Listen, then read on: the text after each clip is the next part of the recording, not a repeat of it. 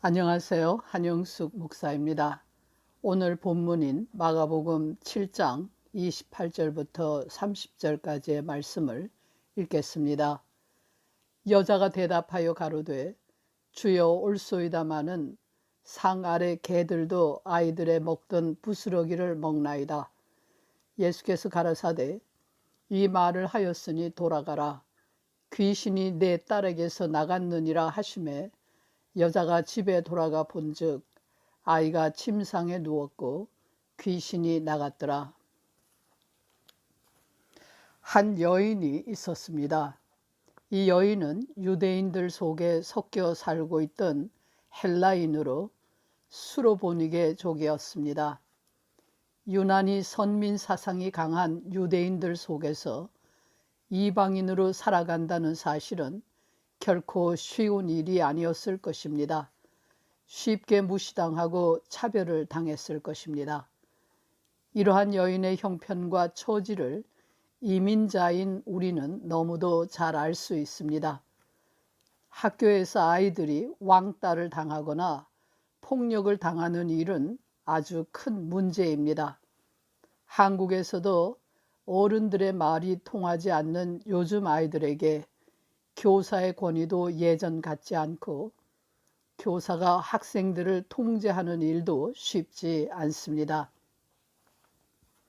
이런 환경에서 소수민족의 아이들은 따돌림을 당하기 쉽고 그에 따른 소외감과 굴욕감을 감당할 수 없는 청소년기의 아이들은 우울증에 빠지기도 합니다. 수로보니게 여인이 당한 일은 모든 사람이 언제 어디서나 당면할 수 있습니다. 오늘 본문도 그러한 일 중에 하나를 전제하고 있습니다. 본문에 의하면 이 여인의 딸이 귀신 들렸습니다.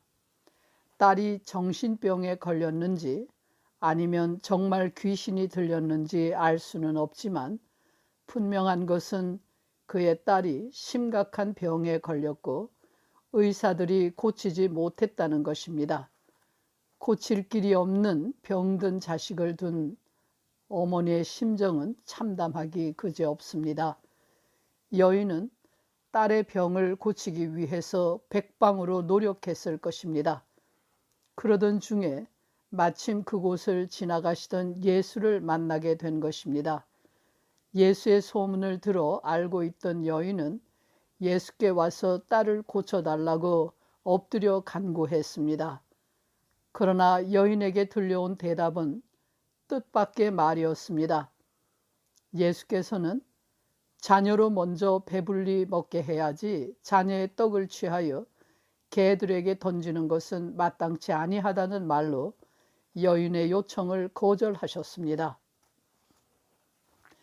예수의 사명은 유대인을 구원하는 것이며 그 사명을 완수하기 전에 이방 여인의 기도를 들어줄 수는 없다는 말입니다. 이 말은 율법을 모르고 윤리적으로나 도덕적으로 선하게 살지도 않는 이방인을 구원하는 일은 하나님의 뜻이 아니라는 의미가 담겨 있습니다. 이 말에는 구원받을 준비가 되어 있지 않은 사람들, 즉 법적으로나 도덕적으로 올바르지 못한 사람들에게도 하나님의 은혜가 미칠 수 있느냐는 신학적 질문이 담겨 있습니다. 이것은 율법과 도덕의 기준을 앞세워서 인간을 차별하고 스스로 의롭다고 여기는 율법주의자들의 포기할 수 없는 주장입니다. 이 질문은 오늘날에도 계속해서 논란이 될 수 있는 명제입니다.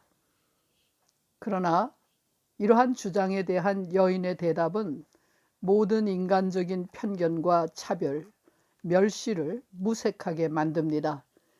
여인의 대답은 율법주의자들의 주장이 얼마나 큰 오만인지를 깨닫게 해줍니다. 그냥 들어 넘길 수 없는 말을 면전에서 들은 여인의 반응은 너무도 뜻밖이었습니다. 여인은 주여 옳습니다. 그러나 상 아래 개들도 아이들이 먹던 부스러기는 먹는 줄 압니다. 라고 대답했습니다. 이 여인은 자신이 사람 취급도 받지 못하는 이방인임을 인정하고 받아들였습니다. 참으로 대단한 겸손과 용기입니다.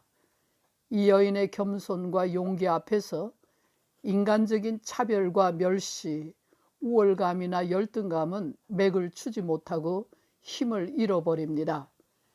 여인이 보여준 겸손은 비굴함이 아니며 그의 용기는 만용이 아닙니다. 자신을 있는 그대로 긍정하는 자긍심에 바탕을 둔 겸손이며 자식을 위해서 어떤 수모도 감수할 수 있고 희생할 수 있는 사랑의 용기입니다. 이 여인의 판단이나 태도는 다른 사람들이 무엇라고 하느냐에 좌우되지 않습니다. 남들이 다 그렇게 하니까 나도 그렇게 한다는 것이 아니라 남들이 어떻게 하든지 나는 내 길을 간다는 태도입니다. 이 여인에게는 누군가가 나를 괴롭히고 무시하고 멸시하고 차별해도 그 때문에 내 인생이 잘못되게 만들 수는 없다는 확신이 있습니다. 이 여인의 겸손과 용기는 어디서부터 온 것일까요? 무엇이 이 여인을 이토록 당당할 수 있도록 만들었을까요? 여인이 많은 것을 가진 부자였기 때문이거나 기댈 권력이 있었기 때문이 아닙니다. 딸을 구해야 한다는 절박함 때문만도 아닙니다. 오히려 사람들은 절박할 때에 당당해지기보다는 비굴해지기 쉽고 너그럽기보다는 예민해지기 쉽습니다.